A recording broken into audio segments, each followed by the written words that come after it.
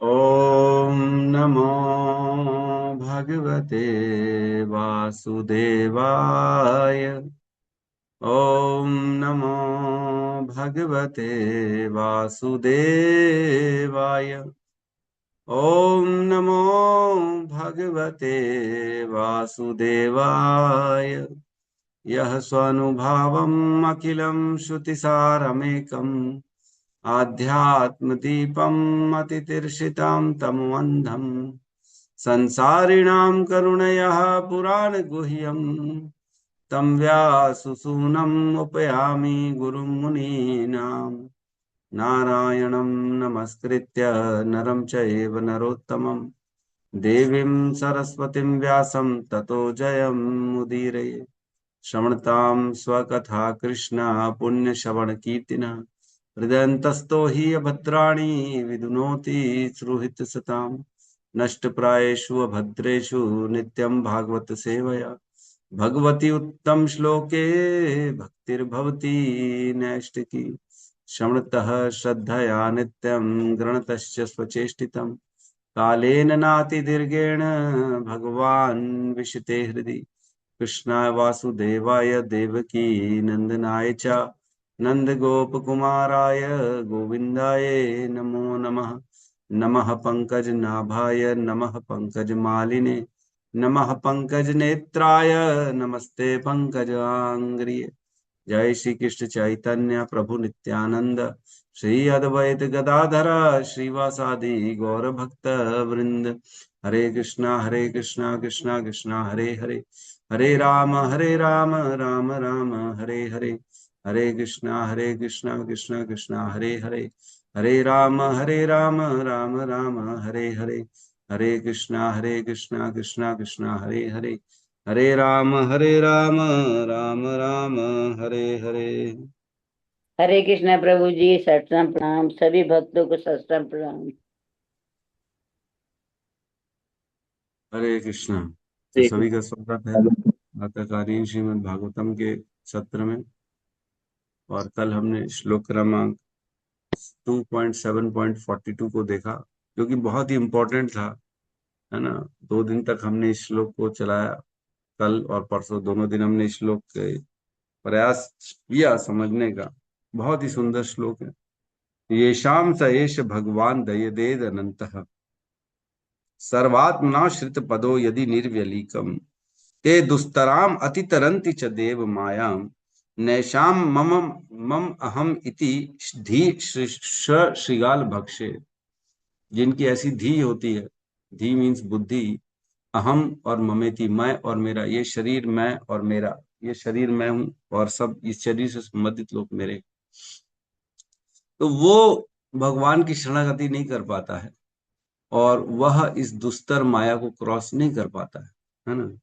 और उसका जो ये शरीर है अंतोदगतवा, श्र मीन्स कुत्ते और श्रृगाल मीन्स जो है सियार, इनका भक्षण बनता है। ये शरीर से होना क्या, हमने बताया था कल भी, तीन ही चीज है ना। क्रीम, वीट और भस्म। कीड़े बनने हैं इस शरीर से।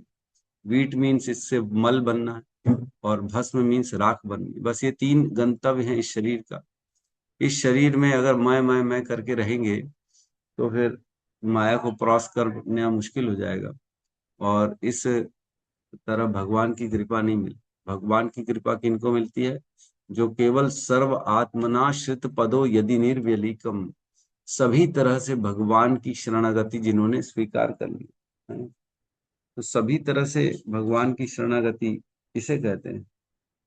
मतलब आप जो है किसी भी स्थिति में अपने बारे में जब व्यक्ति ना सोचे, केवल मैं अपनी हित के बारे में जब ना सोचे, उसे कहते हैं कि सर्व आत्मनाश्रित।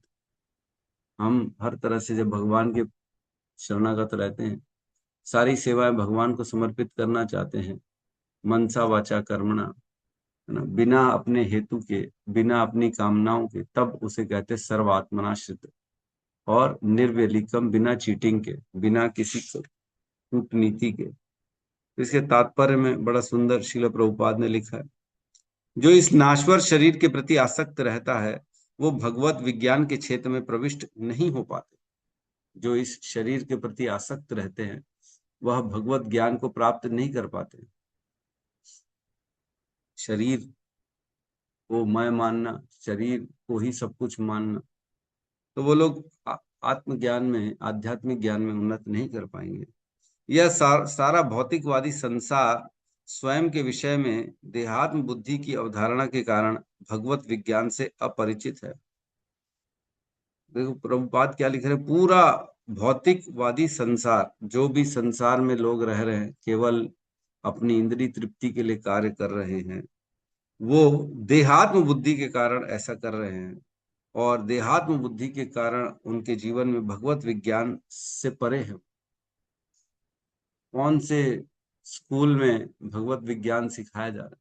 कौन से स्कूल में ये सिखाया जा रहा है कि आप आत्मा हैं, शरीर नहीं? कोई भी स्कूल में ये ज्ञान सिखाया जा रहा है बच्चों को? नहीं सिखाया। उनको तो यही सिखाया जा रहा है कि कैसे अपनी कामनाओं को पूरा करना है, कैसे भोग करना है, कैसे धन कमाना है, कैसे दूसरों को नीचे करना है, कैसे अपने आप को ऊपर करना है। इसीलिए तो संसार के सभी, जो आजकल की युवा पीढ़ी है, वो पूर्ण रूप से केवल केवल अपने अंदर सेल्फ सेंटर्ड जिसको कहते हैं, आत्म अपने आप में ही केंद्रित है। बस बस मैं ये पालूं, मैं वो पालूं, मेरे को ये मिल जाए, वो मिल जाए, और दूसरों के प्रति जो है एकदम कोई संवेदनशील है ही नहीं, सेंसिटिव नहीं। तो ऐसा पढ़ाई से कुछ प्राप्त नहीं होने वाला। ऐसे पढ़ाई से केवल व्यक्ति अपने जीवन को जिएगा, कामनाओं को पूरा करेगा, दूसरों का अहित करेगा, लेकिन आत्मज्ञान के बारे में उसको कोई ज्ञान नहीं हो पाएगा। कैसे इस जन्म मृत्यु के चक्र से निकलना है, कैसे पाप और पुण्यों से हमारे को अपने कर्मों को बचाना है, कैसे कर्म किया जाए, ये सब कोई नहीं सिखाएगा, है ना। और कह रहे हैं ऐसे भौतिकवादी व्यक्ति भले ही राजनीतिक, राष्ट्रीय तथा अंतरराष्ट्रीय दृष्टिकोण से परमार्थ के कई प्रकार के कार्य करते हों, किंतु इनका यह सारा कार्य आत्मा के विषय में देहात्म बुद्धि की गलत धारणा से ऊपर नहीं उठ पाता। तो ऐसे लोग, ऐसा लग सकता है कि पुण्य कर रहे हैं, भंडारे करा रहे हैं, दूसरों के प्रति सेवा कर रहे हैं, है ना, जानवरों वृक्षों की सेवा कर रहे हैं, ऐसा दिख सकता है। लेकिन ये सब जो है ना, केवल और केवल उनकी देह आत्म बुद्धि अपने हित के लिए करेंगे। वो अपने शरीर के सुखों के लिए करेंगे, क्योंकि उनके अंदर आत्मज्ञान है ही नहीं, है ना। अतः जब तक मनुष्य देहात्म बुद्धि की भ्रांत धारणा से मुक्त नहीं हो लेता, तब तक उसे श्री भगवान के ज्ञान की प्राप्ति नहीं हो सकती। तो जब तक देह आत्म बुद्धि मीन्स यह बुद्धि कि मैं ये देह हूं, यह बुद्धि से जब तक वो ऊपर नहीं उठेगा, उसे भगवान के ज्ञान की प्राप्ति नहीं हो सकती। देह आत्म बुद्धि मीन्स देह जो है ये मेरा शरीर, आत्म मीन्स मैं, और ये बुद्धि है, ऐसी बुद्धि है कि ये शरीर मैं हूं, इसे देह आत्म बुद्धि कहते हैं। तो अगर ऐसी धारणा से मुक्त नहीं होगा तो भगवान का ज्ञान प्राप्त नहीं हो सकता उसको। और श्री भगवान के इस ज्ञान के बिना भौतिक सभ्यता की उन्नति की समस्त चमक दमक व्यर्थ है। और कितना ही आप डेवलपमेंट कर लो अपने आप का, कितना ही ग्रोथ कर लो, कितना ही पैसे कमा लो, कितना ही स्टैंडर्ड बढ़ा लो, लेकिन ये सब चमक धमक व्यर्थ है। अगर भगवान का ज्ञान नहीं पाया तो ये सब बेकार है। सारी उपलब्धियां, सारी उन्नति, सारी ऐशो आराम सब व्यर्थ है अगर भगवान का ज्ञान प्राप्त नहीं किया। सोचो कितने सारे लोग, कितना पूरा संसार कितना पैसा कमा लिया है, लोग कितना आगे, मतलब आगे इन द सेंस कि वो चमक धमक में आगे निकल गए हैं, लेकिन उनको आत्मज्ञान ही नहीं। ऐसे पूरा संसार लगा। तो इस प्रकार से बहुत सुंदर श्लोक का वर्णन हुआ था। बहुत इंपॉर्टेंट श्लोक है, इसको पढ़िएगा, रिवीजन करिएगा। आज हम आगे बढ़ेंगे 43, 44, 45। तो गौतम बुद्ध प्रभु क्या इसका श्लोक को भेज सकते हैं क्या? अच्छा, वाह, हरि बोल, भेज दिया। ठीक है, तो हम शेयर करते हैं।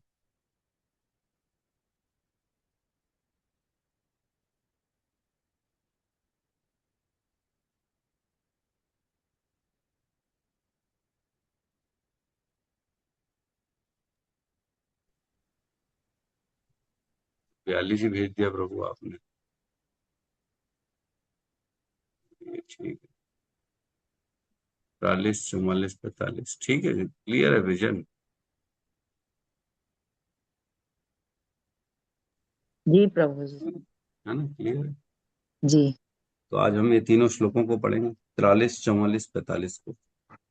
तो साथ में दोहराएंगे। श्लोक क्रमांक 43, अध्याय 7, स्कंद 2, विशिष्ट कार्यों के लिए निर्धारित अवतार। वेदाहमंग परमस्य हि योग मायाम वेदाहमंग परिमासहि वेदाहमङ्गपरमासहि योगमाया यूयं भवश्च भगवान् अथ दैत्यवर्यः यूयं यूयं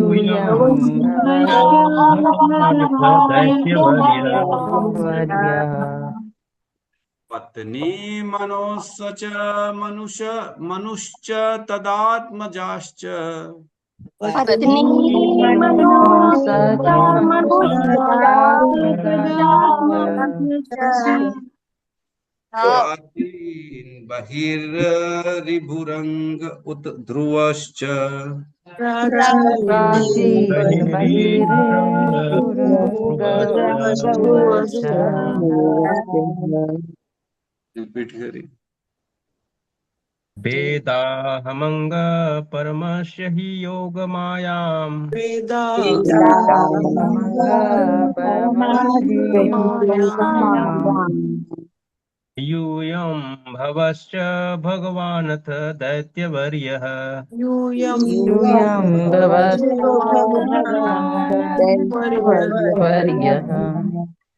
पत्नी मनोस च मनुष्य तदात्मजाश्च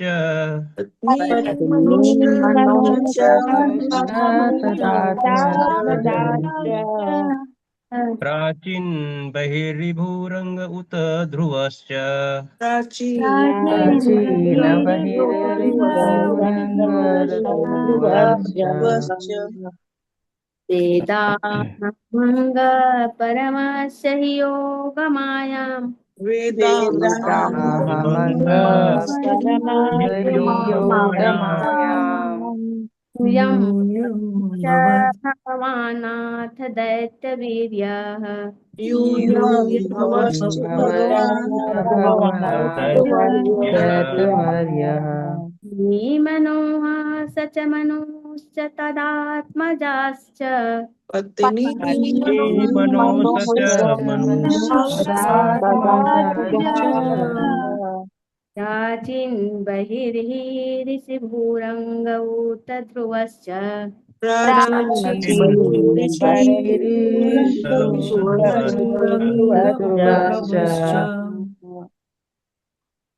वेदाहमङ्ग परमस्य हि योगमायाम् वेदाहमंग परमस्य योगमायाम् योगमायाम् युवं भवश्च भगवानथ दैत्यवर्यः यूयं यूयं भवश्च भगवान् दैत्यवर्यः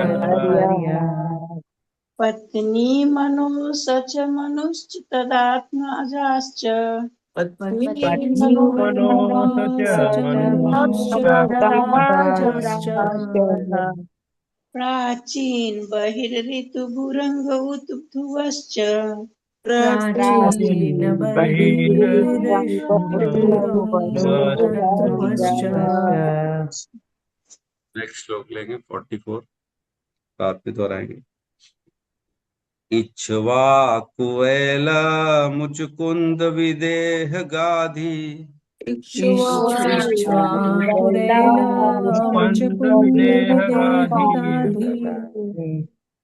रघुवंबरीश सगरा गयनाहुषाद्या रघवंबरीश सकलागमनाहुषाद्या मान्धात्रलर्का शतधन्वनुरन्ति देवा सतधन्वन्तनुर्यन्ति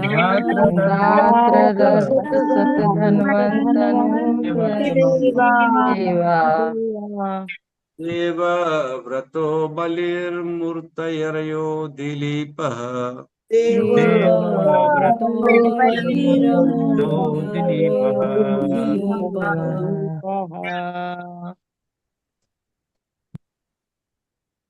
इक्ष्वाकु इक्ष्वाकुरलमुजुकन्द विदेह गाधी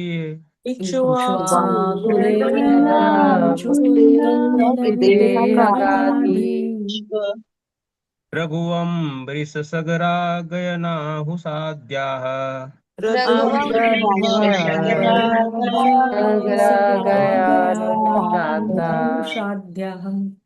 मान्धातृलर्क सतधन्वन्तरन्ति देवा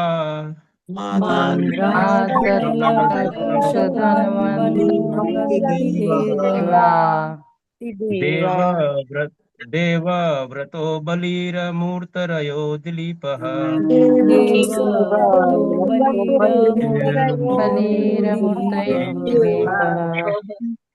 श्वाकुला मुचुकुंद विदेह गाधी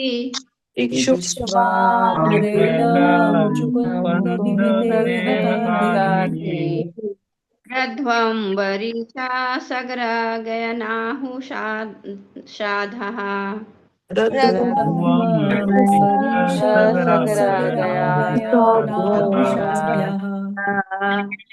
रात्रलर्कत सधन्वनु रन्ति देवा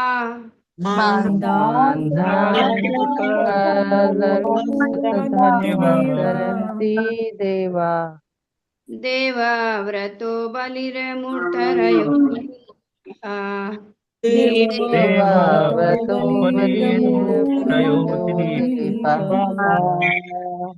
श्लोक क्रमांक 45 साथ में दोहराएंगे। सौभार्य उक्तंग शिबि देवल पिप्लादः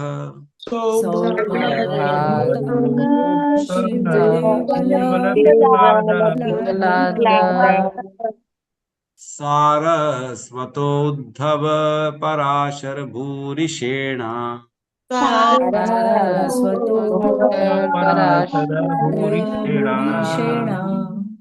ये अन्य विभीषण हनुमंत उपेंद्र दत्तः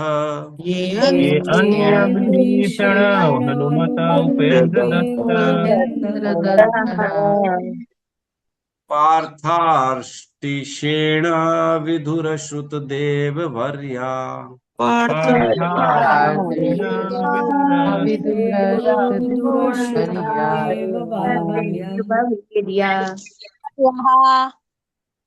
सौभर्युतं कुशिबिदेवल पिप्पलाद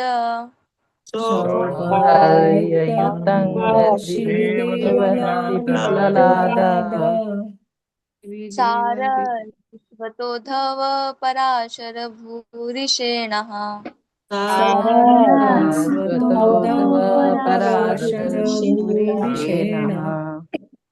ये अन्य विभीषण हनुमदुपेन्द्र दत्त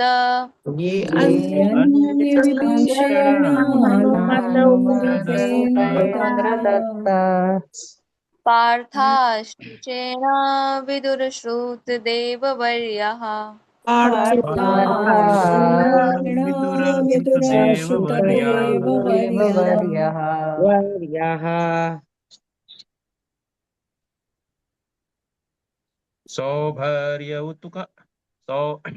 सौभर्युतक शिविदेवल पिप्लाद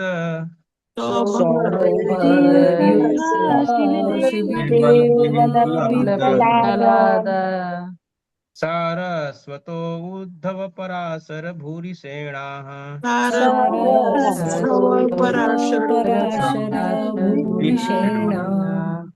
ये अन्ये विभीषण हनुमत उपेंद्र दत्त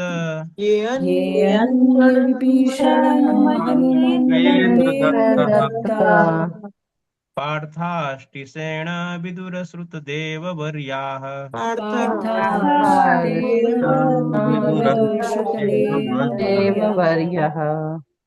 अनुवाद। हे नारद, यद्यपि श्री भगवान की शक्तियां अज्ञेय तथा अपरिमेय हैं, फिर भी शरणागत जीव होने के नाते हम समझ सकते हैं कि वे योग माया की शक्तियों के द्वारा किस प्रकार कार्य करते हैं। इस प्रकार भगवान की शक्तियां सर्वशक्तिमान शिव, नास्तिक कुल के महान राजा प्रहलाद महाराज, स्वयंभू मनु, उनकी पत्नी शतरूपा, उनके पुत्र तथा पुत्रियां यथा प्रियव्रत, उत्तानपाद, आकुति, देवहूति तथा प्रसूति, प्राचीन बरही, ऋभु, वेन के पिता अंग, महाराज ध्रुव, इक्ष्वाकु, एल, मुचकुंद, महाराज जनक, गाधी, रघु, अम्बरीश, सगर, गय, नाहुष, मानधाता, अलर्क, शतधनु, अनु, रांतिदेव, भीष्म, बलि, अमूर्तरयः, दिलीप, सौभरी, उत्तंग, शिभी, देवल, पिपलाद, सारस्वत, उद्धव, पराशर, भूरिशेन, विभीषण, हनुमान, श्रील सुखदेव गोस्वामी, अर्जुन, आर, आर, आर्ष्टिशेन, विदुर और श्रुतदेव इत्यादि। ओम ज्ञानतिमिरन्धस्य ज्ञानाञ्जन शलाकया चक्षुरुन्मीलितं येन तस्मै श्री गुरुवे नमः। श्री चैतन्य मनोभीष्टं स्थापितं येन भूतले स्वयं रूपः कदा मह्यं ददाति स्वपदान्तिकम्। वन्देऽहं श्रीगुरु श्रीयुतपदकमलं श्रीगुरून् वैष्णवांश्च श्रीरूपं सागरजातं सहगण रघुनाथान्वितं तं सजीवं साद्वैतं सावधूतं परिजन सहितं कृष्ण चैतन्य देवं श्री राधा कृष्ण पादान् सहगण ललिता श्री विशाखान्वितांश्च। हे कृष्ण करुणा सिंधु दीन बंधु जगतपते गोपेश गोपिका कांता राधा कांत नमस्तुते।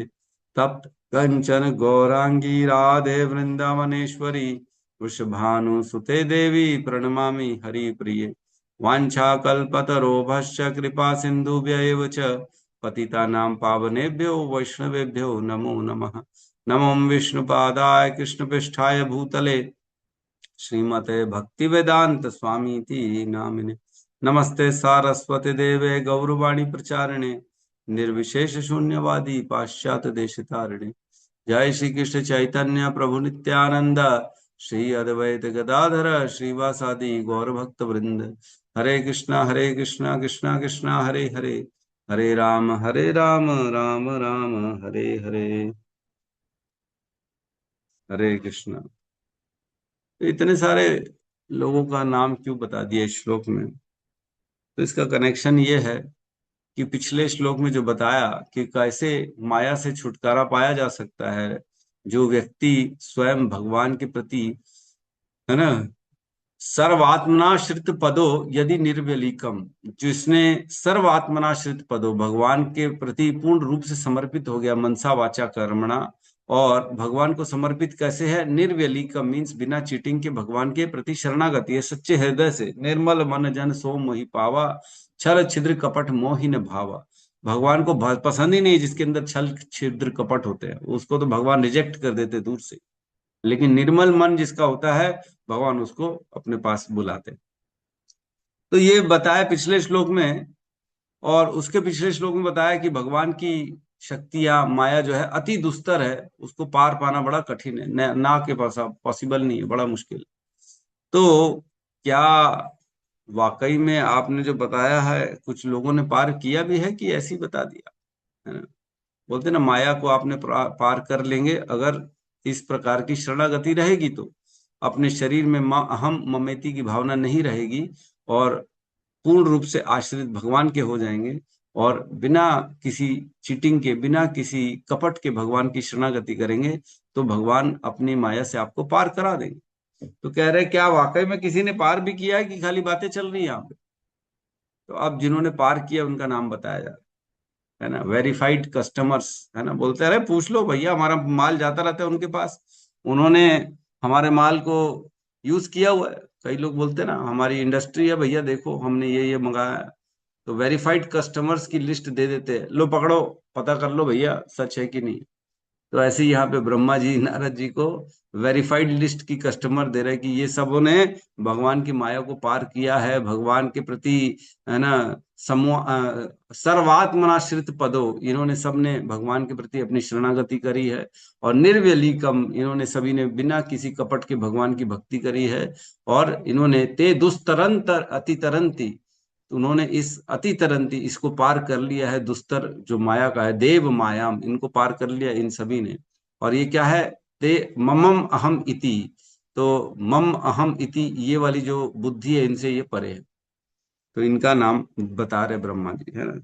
तो इस प्रकार श्लोक ऐसा कह रहे हैं, वेद अहम अंगः, वेद अहम अंग, मैं जानता हूं, वेद मीन्स मैं जानता हूं, हे अंग मीन्स नारद जी, वेद अहम अंग, मैं जानता हूं अंग नारद जी, परमस्य ही योग मायाम, परमेश्वर की इस योग माया को, भगवान की जो शक्तियां हैं उनको मैं अच्छे से जानता हूं। अब ब्रह्मा जी यहाँ कह रहे हैं मैं अच्छे से जानता हूं, और पिछले श्लोक में 2.6.47 था मेरे ख्याल से, कि 37 था, जिसमें कहते हैं ना ही मैं, ना ही तुम, ना ही शिव इस भगवान की माया को जानते हैं, हम लोग तो केवल अपनी अपनी यथा बुद्धि के अनुसार ही इस विश्व का जो है देखते हैं। बोला था कि नहीं बोला था उन्होंने बोला था नहीं जानते, हम सब माया के द्वारा मोहग्रस्त है। 2.6.37 है मेरे ख्याल से, 30,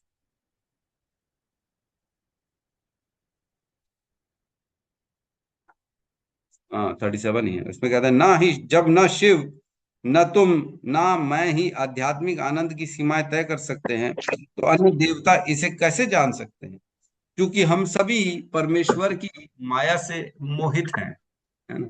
अतएव हम अपनी अपनी सामर्थ्य के अनुसार इस व्यक्त विश्व को देख सकते हैं। तो वहां पे ब्रह्मा जी ने बोला था, अरे तुम भी, हम भी, शिव भी, सभी के सभी जो है ना भगवान की माया के द्वारा मोहग्रस्त हैं, तो हम सब कैसे देख सकते हैं भगवान को, हम कैसे समझ सकते हैं भगवान की शक्तियों को। लेकिन यहाँ कह रहे हैं कि मैं जानता हूं, परमस्य ही योग माया। तो इसका अर्थ क्या है यहाँ पे, इसका अर्थ ये है कि मैं पूर्ण रूप से तो नहीं जानता हूं, लेकिन मैं जानता जरूर।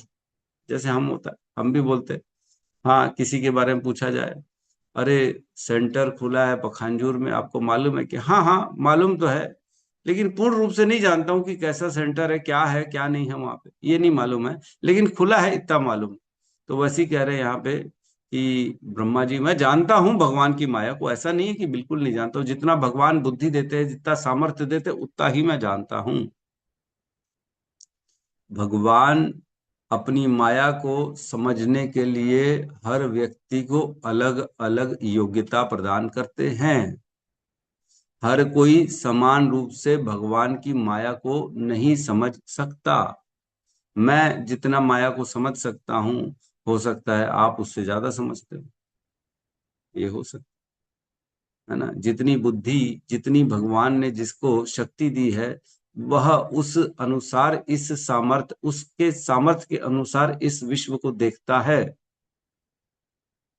किसी किसी की बुद्धि जो होती है शरीर से पूर्ण रूप से ऊपर हो जाती है।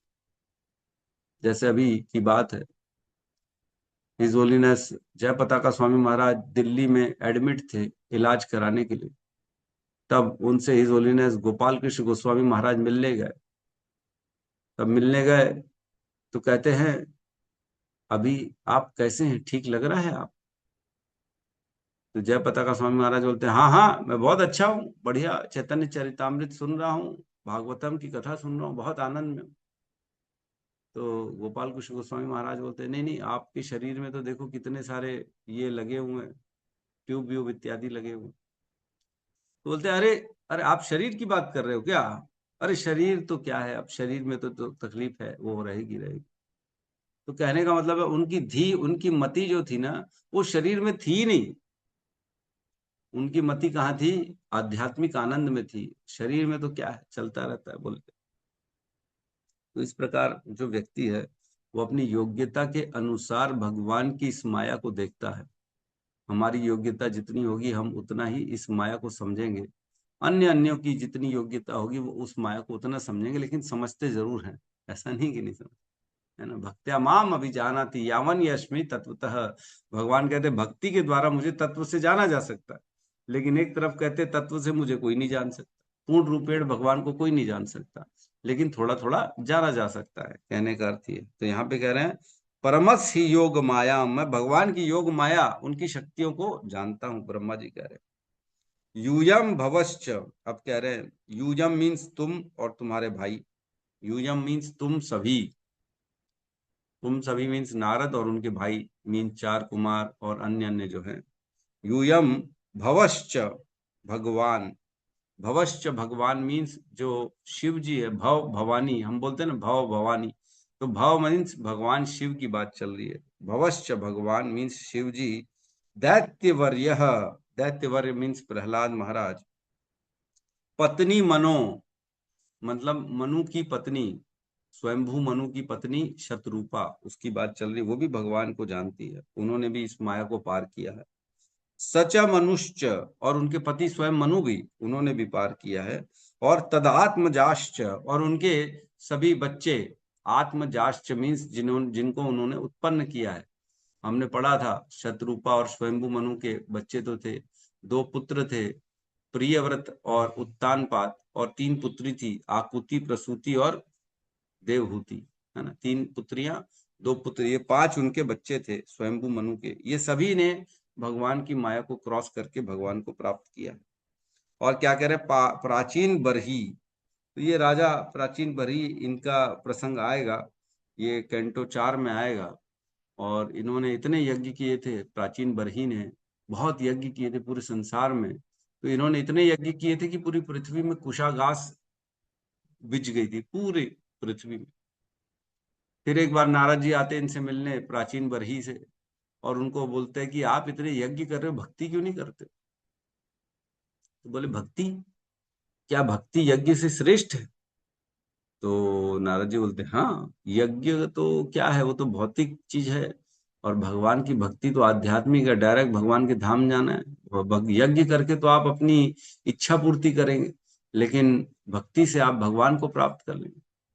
तो प्राचीन बरही राजा जो थे वो कहते हैं, तो मैंने इतने साल जब यज्ञ किया, इतने सारे पंडित आए, इतने सारे ब्राह्मण आए, तो उन्होंने मुझे किसी ने सलाह क्यों नहीं दिया कि आप यज्ञ क्यों कर रहे हो, आप भक्ति करो?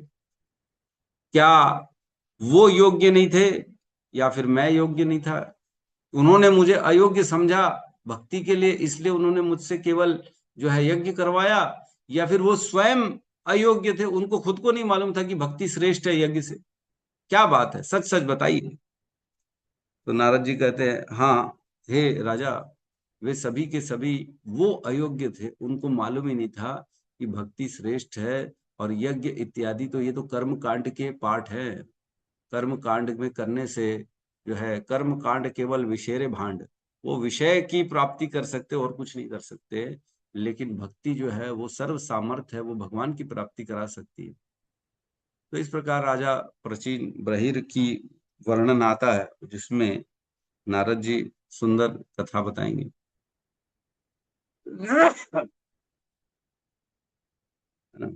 आगे कहते हैं प्राचीन बरही, फिर कह रहे हैं रिभु। अब ये रिभु कौन है हमको भी नहीं मालूम, हम भी ज्यादा जानते नहीं रिभु के बारे में। फिर कह रहे हैं अंग, राजा अंग। अंग जो है हम जानते हैं कौन थे, वेण के पिता। हमने इनकी कथा पढ़ी थी ना, याद है? वेण जो वेण के पुत्र बने राजा पृथु, जो पृथु का प्रसंग आया था, अब हमने उसमें पढ़ा था कि राजा अंग जो थे उनके पुत्र बने वेण। जो वेण बहुत आसुरी प्रवृत्ति के थे, लोगों को मार देते थे, बहुत गंदगी करते थे। मना कर दिया था उन्होंने ब्राह्मणों को कि अब यज्ञ भगवान का नहीं होगा, अब केवल मेरा यज्ञ होगा, है ना। इस तरह से वेण थे। तो जो वेण को सभी ब्राह्मणों ने हुंकार करके मार दिया था, हूं किया था और मर गए थे। वो याद है कि नहीं, हमने पढ़ा था, है ना, भूल मत जाना याद रखना। तो राजा अंग जो थे वो इतने परेशान हो गए थे अपने पुत्र से कि उन्होंने एक रात को सब छोड़ छाड़ के जंगल में चले गए थे, और उन्होंने भगवान की भक्ति करना प्रारंभ कर दिया था, अपने सारे इस भौतिक कार्यों को छोड़ दिया था उन्होंने। तब फिर राजा वेण को जो है, उनके पुत्र वेण को राजा बना दिया गया था। ब्राह्मणों ने सोचा क्या पता राजा बनने के बाद कुछ सुधर जाए। जब वेण को समझाने का प्रयास किया तो वेण ने अपना ही एक अलग उनको उपदेश देना चालू किया कि राजा के अंदर सभी देवता निवास करते हैं, इसलिए राजा की बात माननी चाहिए, जो राजा की बात नहीं मानता उसे कठोर दंड मिलना चाहिए। इस प्रकार का उसने ही उपदेश दे दिया। और फिर उसने विष्णु के लिए सभी यज्ञों को बंद करा दिया था, जिससे सारे ब्राह्मण कुपित हो गए थे और उन्होंने उसको हुंकार भर के मार दिया। फिर जब मार दिया तब उसकी बॉडी को संभाल के रखा गया था। फिर बाद में बोला इसमें तो आखिर भक्त, महान भक्तों का अवशेष है, ये उनके कुल के खानदान का व्यक्ति है, तो इसके शरीर से ही नया राजा उत्पन्न होना चाहिए। तब उन्होंने उनकी बाहों को मंथन किया था। तब उनकी बाहों से जो है एक छोटा बौना उत्पन्न हुआ था, जिसने, क्या नाम था उसका, भूषंडी क्या नाम था, कुछ ऐसा ही कुछ था अलग ही। और उनके जब जांघों का मंथन किया था तब राजा पृथु और उनकी साक्षात पत्नी भी साथ में उत्पन्न हुई थी उनके, है ना। तो वो राजा पृथु थे जिन्होंने पूरी पृथ्वी को, जो है पृथ्वी माता के पीछे वो अपना धनुष लेके दौड़ पड़े थे और उनका बोले मैं तुम्हारा जो है वध कर दूंगा, तुम मेरे प्रजा को जो है समस्त धन धान्य अन्न रत्न इत्यादि नहीं दे रही हो, तो तुम्हारे को मैं खत्म कर दूंगा। तो पृथ्वी ने कहा अगर मुझे खत्म कर दोगे तो तुम लोग रहोगे कहाँ।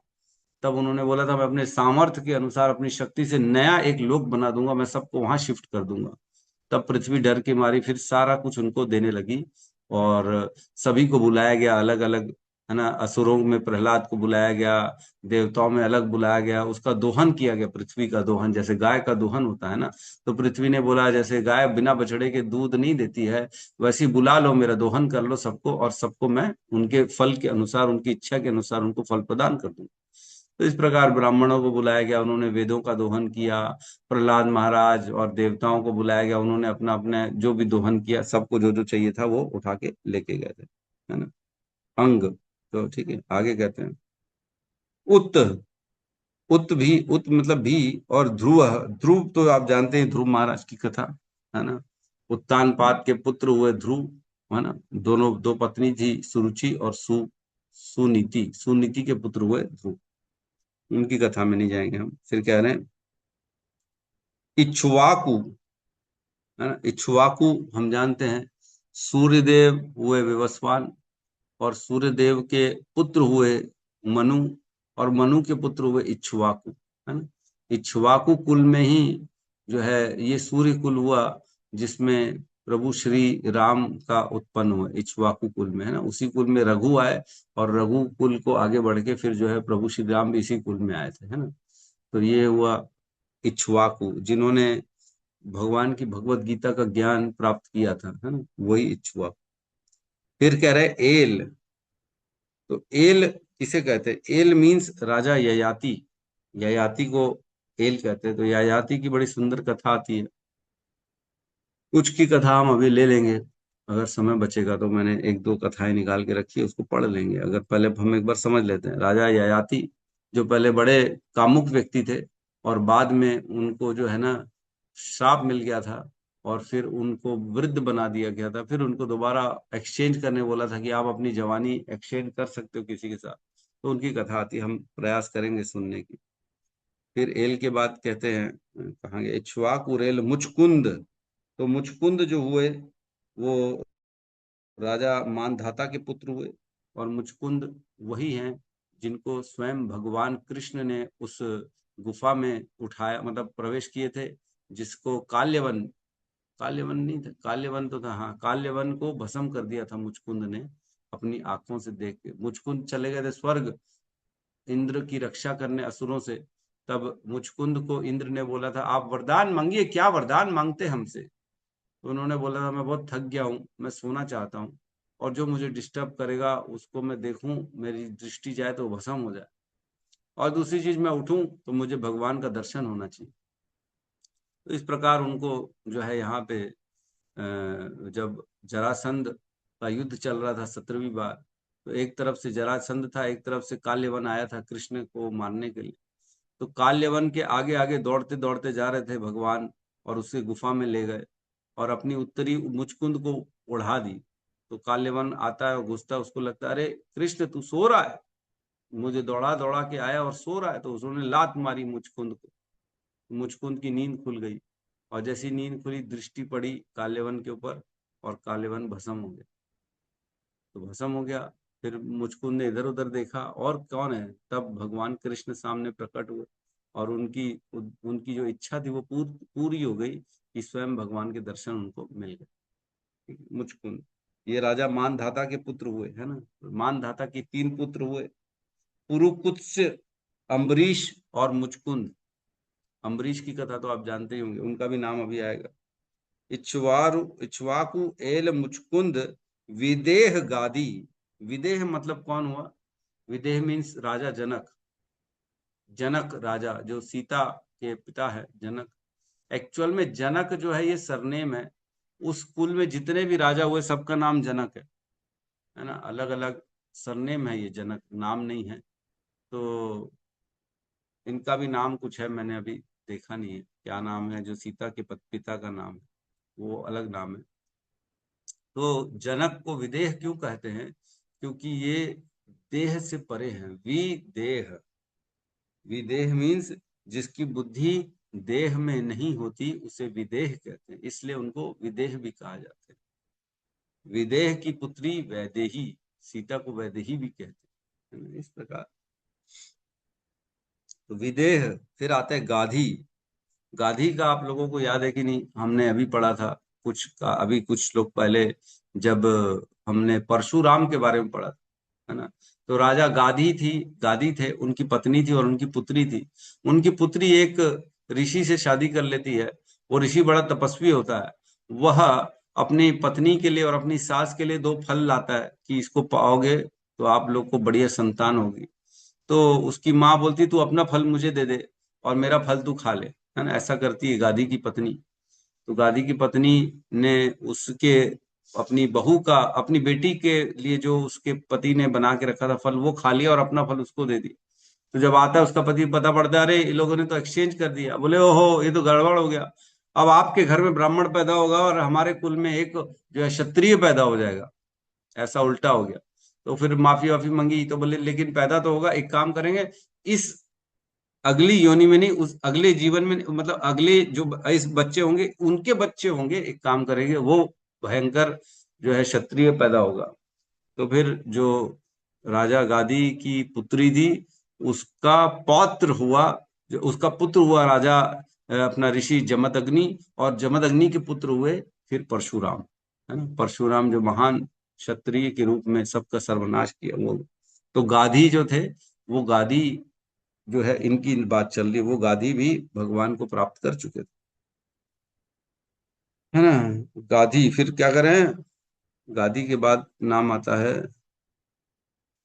इक्ष्वाकु एल अम्बरीश,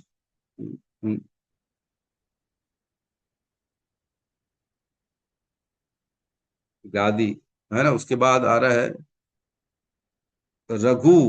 रघु तो हम जानते हैं, जो भगवान प्रभु श्री राम के कुल के रघुकुल रीत सदा चली आई, है ना। रघु उनका नाम था, वो भगवान के पूर्वज हुए, रघु। फिर अम्बरीश। अम्बरीश के बारे में आप सब जानते ही हैं, मैंने बताया मानधाता के पुत्र हुए अम्बरीश। उनके भाई हुए मुचकुंद और तीसरे भाई हुए पुरुकुत्स। तो ये तीनों भाई थे। अम्बरीश महान भक्त हुए जिसमें, और उन्होंने भी भगवान को प्राप्त किया, उनकी माया को क्रॉस कर गए।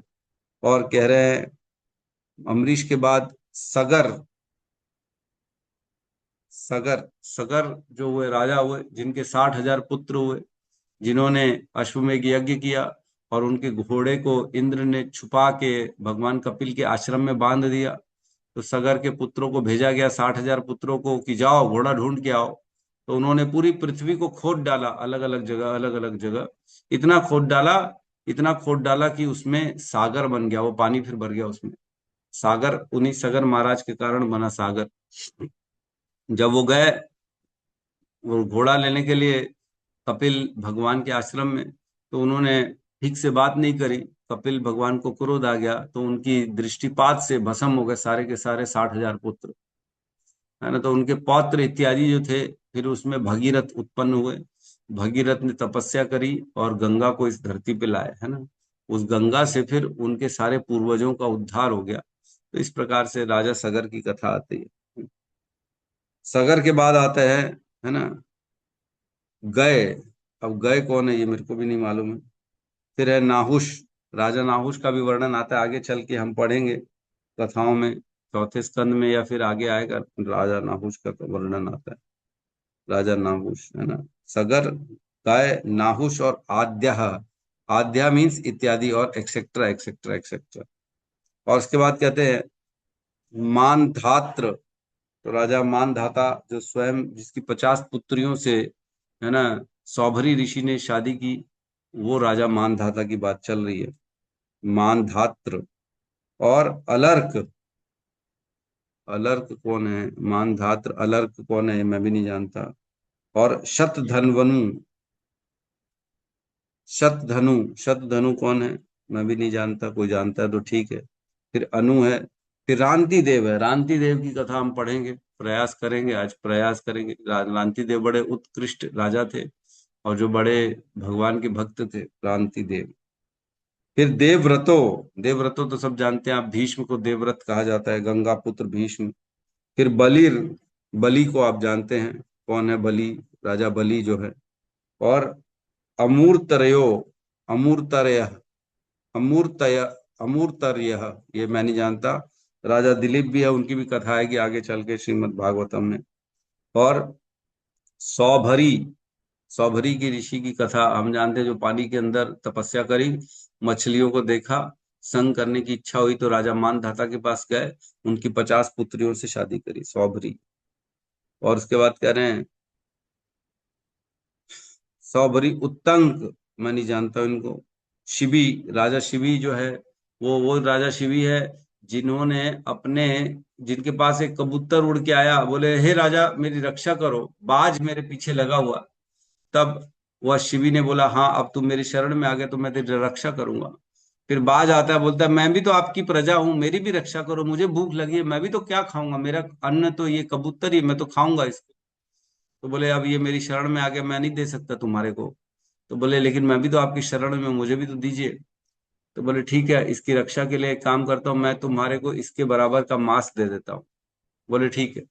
तो वो कबूतर को रखा गया तौल तराजू में, और एक तरफ उन्होंने अपने पैर का मांस काट के दिया राजा शिबी ने। देखा तो धीरे धीरे कबूतर का वजन बढ़ता जा रहा था कबूतर के बराबर का मांस हो ही नहीं पा रहा था। एक एक करके राजा शिबी ने सोचो अपने पूरे अंगों को काट काट के उस तराजू में डाल दिया। लेकिन अंतोदगत्वा फिर देखा जब कि वजन तो हो ही नहीं रहा है, कबूतर का वजन के बराबर मांस नहीं हुआ, तो वो खुद बैठ गए, वो खुद बोले मैं अपने आप को दे देता हूँ इसमें। तो वो कथा आती है जिसमें उनकी जो है ये टेस्ट लेने आए थे स्वयं इंद्र और अग्निदेव, कबूतर और बाज के रूप में।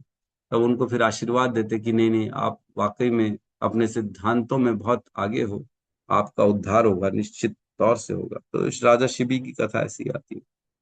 शिबी, फिर देवल, देवल जो है ऋषि है देवल, और पिपलाद भी ऋषि है, और फिर सारस्वत भी ऋषि है। उद्धव को आप जानते हैं, भगवान के स्वयं भाई हैं उद्धव, मित्र हैं उद्धव, भगवान के भक्त हैं उद्धव। पराशर, पराशर कौन है, वेद व्यास के पिता है पराशर, है ना, जिनको वेद व्यास ने, मतलब जिनको सत्यवती जो थी मत्स्य कन्या, मत्स्यगंध थी, मत्स्य कन्या जिसे कहते थे, उनके द्वारा ऋषि पराशर ने वेद व्यास को जन्म दिया था, है ना। और भूरिशेणा, इनको मैं भी नहीं जानता भूरिशेणा कौन है। फिर लिखा है ये जो अन्य विभीषण, ये अन्य विभीषण, विभीषण को आप जानते हैं रावण का भाई। और हनुमंत कौन है, स्वयं हनुमान जो भगवान श्री राम के भक्त हैं हनुमान। और उपेंद्र दत्त है, उपेंद्र दत्त यहाँ पे सुखदेव गोस्वामी के नाम से लिया गया, उपेंद्र दत्त। अब उपेंद्र दत्त कैसे है अब आगे पढ़ेंगे कभी न कभी। फिर कह रहे पार्थ, पार्थ मीन्स स्वयं अर्जुन।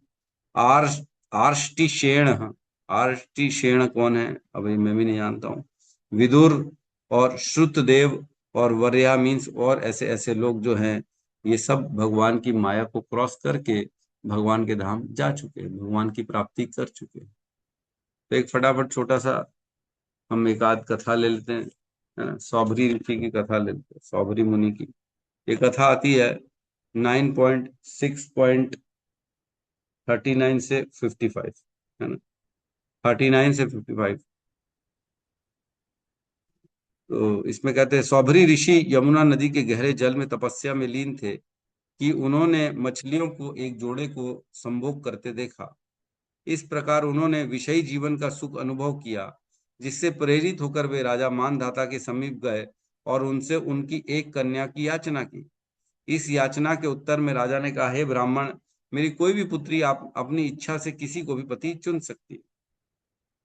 और आप सोचो, जो व्यक्ति ने गहरे जल में तपस्या करी होगी तो उसका शरीर कैसा हो गया होगा, जीर्ण शीर्ण शरीर हो गया था।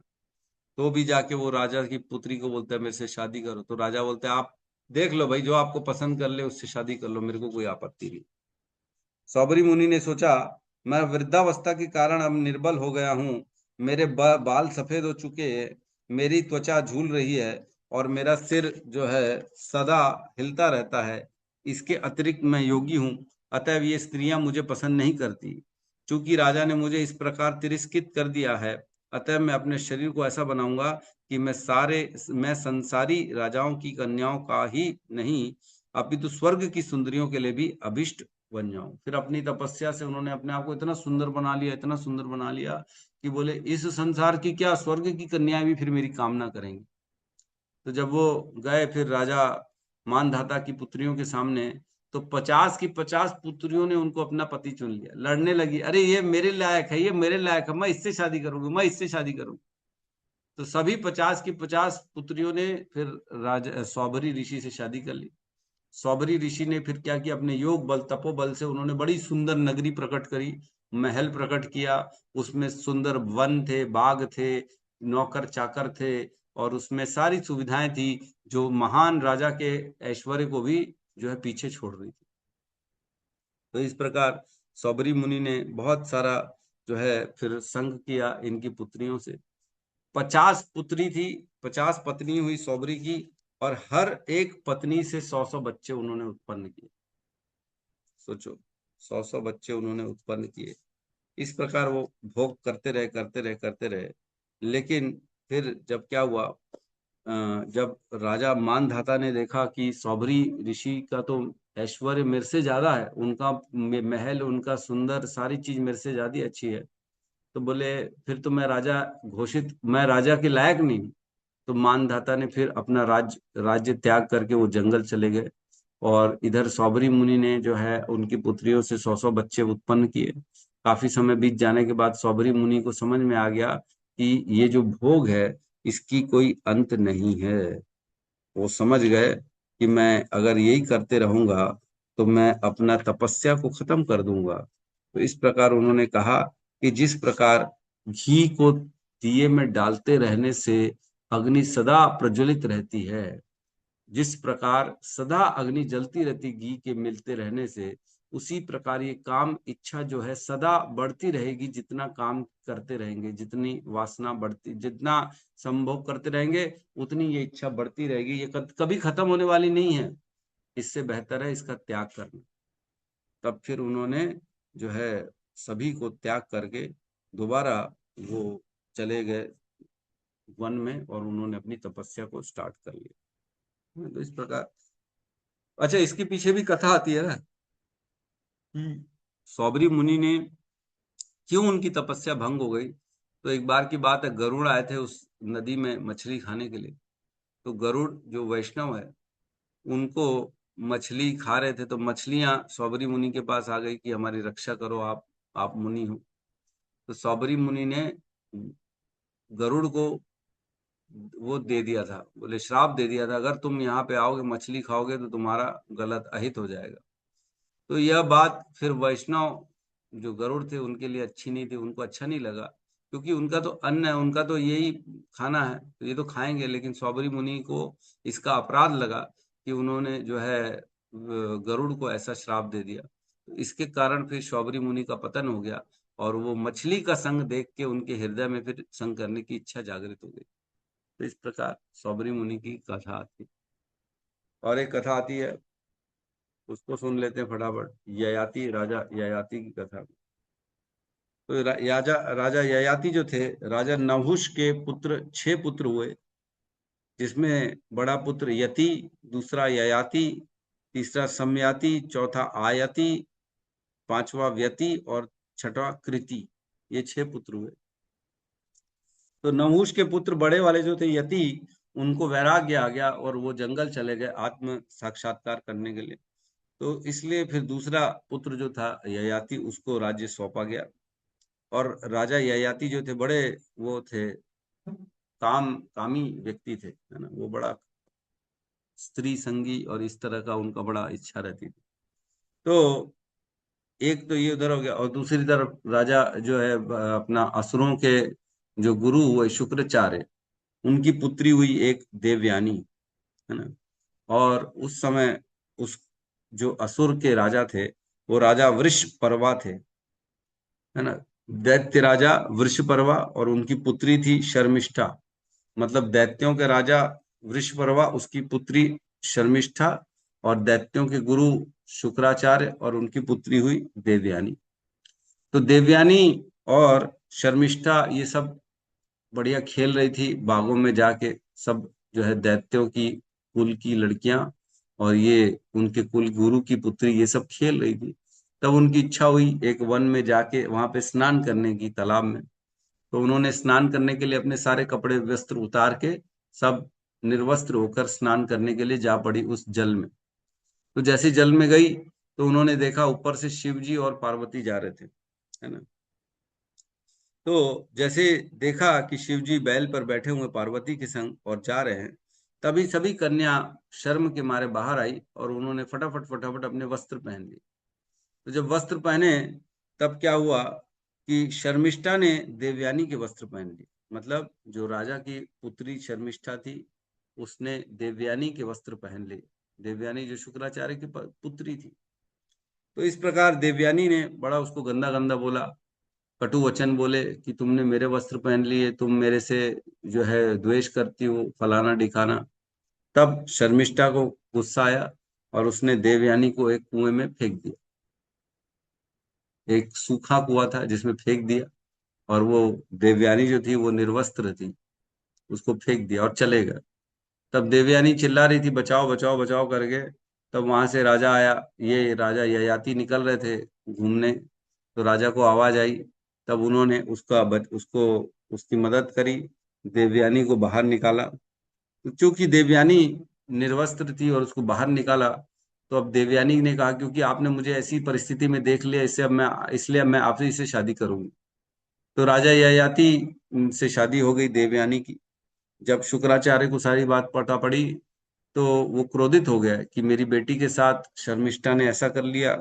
तो राजा वृषपर्वा को वो जो है बहुत क्रोध किया।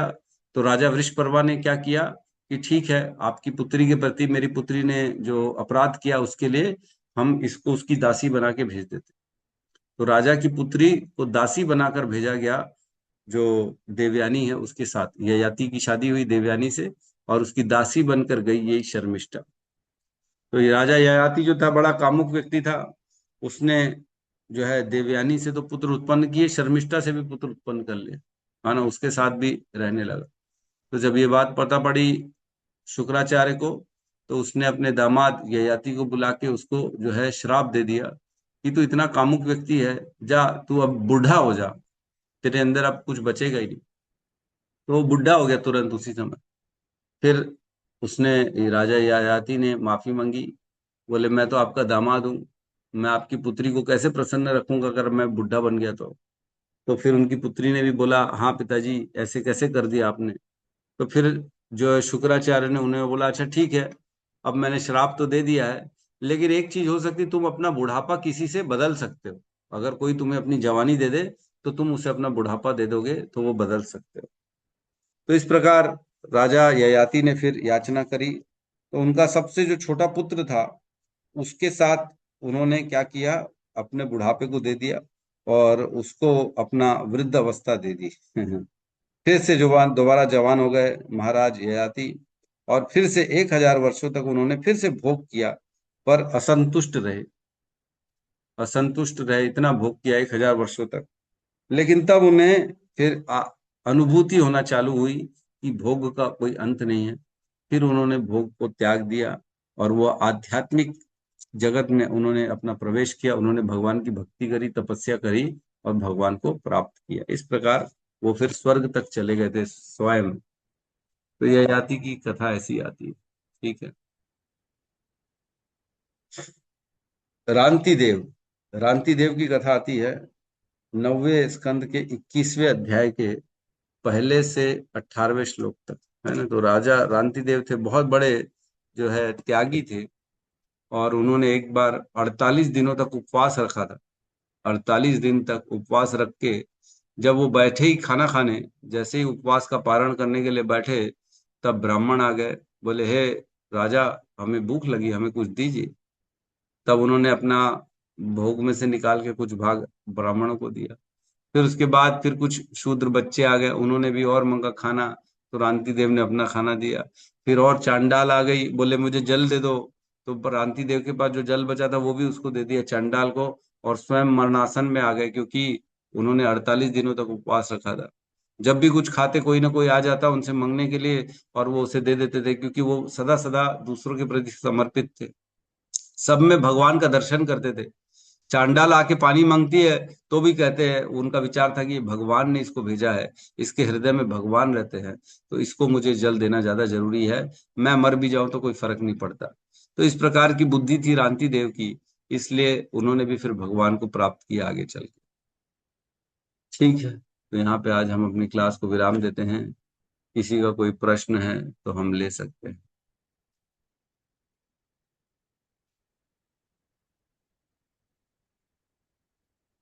यस, गौतम बुद्ध प्रभु कहिए। हरे कृष्णा प्रभु जी, दंडवत प्रणाम। हाँ प्रभु जी, जैसे यहाँ पे इतने सारे मतलब भक्तों के बारे में बताए हैं और कि माया को पार किया है, तो प्रभु जी जैसे और भी तो बहुत सारे ऐसे भक्त हैं, जैसे ध्रुव महाराज है, और कुछ कुछ लोगों का जैसे इसमें नाम नहीं है, तो प्रभु जी उसको कैसे समझ सकते हैं कि बस इतना ही मतलब ब्रह्मा जी ने इत्यादि उदाहरण लिखा के है लिए। ना उसमें, इत्यादि लिखा है जी ना, प्रभु। एक्सेट्रा। काफी लोगों का नाम लिया है, एक्सेट्रा लिखा हुआ है ना उसमें, इत्यादि और भी लोग हैं इसके अलावा जिन्होंने भगवान को प्राप्त किया। तो मुख्यतः वो बताना चाह रहे हैं कि सभी प्रकार के लोगों ने भगवान को प्राप्त किया, चाहे वो असुर कुल में हो, चाहे स्त्री हो, चाहे वैश्य हो, चाहे शूद्र हो, चाहे ब्राह्मण हो, चाहे कोई भी स्थिति में हो, बच्चा हो, बड़ा हो, बुढ़ा हो, या मुनि हो, ऋषि हो, तपस्वी हो, सब ने भगवान को प्राप्त किया। तो इस प्रकार एक मोटा मोटा वैरायटी सभी की जोड़ दी उन्होंने, भगवान ब्रह्मा जी ने, और इत्यादि भी लगा दिया कि इसके अलावा और भी लोग हैं जिन्होंने भगवान को प्राप्त किया है। जी प्रभु जी। है ना। तो कुछ कुछ मेन मेन लोगों का नाम लिया है उन्होंने, ऐसा मान के चल सकते हैं अपन। जी प्रभु जी। यश शर्मा जी कहिए प्रभु जी। साष्टांग प्रभु जी। प्रणाम आप प्रभु। कहे कि सर जी रेस कर देते हैं, बराबर हाथ है, लेकिन प्रभु जी आपने कहा है गलत भी फीलिंग हो तो वो बोलना है। तो मैं जितना नाम लिया गया पहले श्लोक में था कि माया को कोई नहीं जानता, और फिर हो गया कि माया को जान जाए।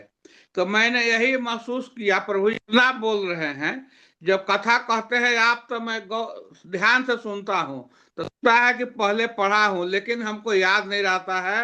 अंतर यही है कि प्रभु जी पूरा कंठस्थ है, अंतर तो यही है।